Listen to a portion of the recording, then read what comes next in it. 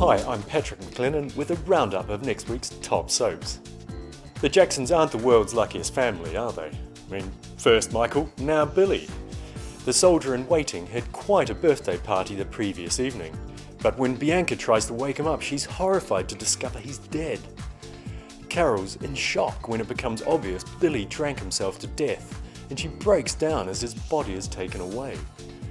The next day, Dad, Alan, arrives, ignorant of his son's death, while a grief-stricken Carol accuses Lauren of killing Billy with drink and drugs.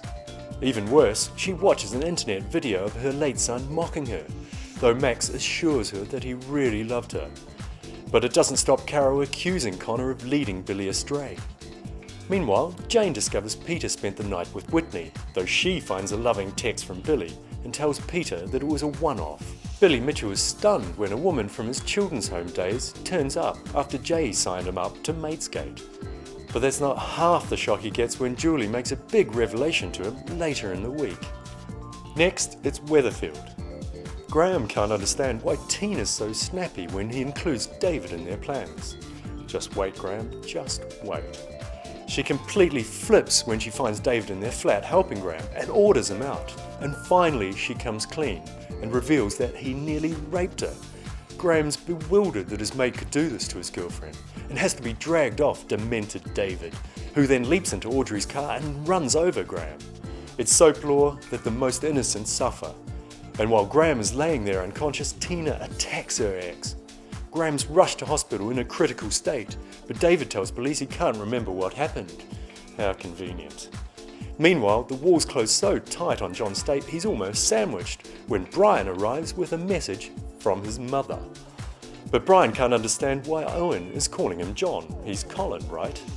It gets worse for John when Brian takes a shine to Julie and organises a date. How will they stop the blabbermouth revealing the truth about John's identity? Finally, we're in Emmerdale.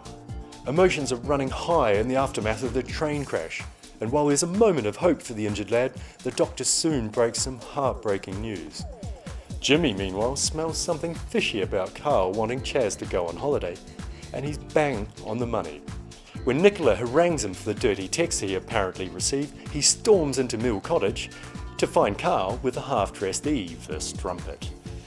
Carl is forced to own up to Nicola about the text and insists he's ended it with Eve. But has he? Can he really resist when temptress Eve says she wants to be more than just a mistress? You can imagine Nathan's reaction when Maisie returns and decides she's going to be a witness at Ryan's trial. His top lip curls up like a roll of carpet, and Natasha has to prevent him from attacking his sister.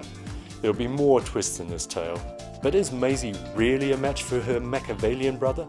We'll see very soon.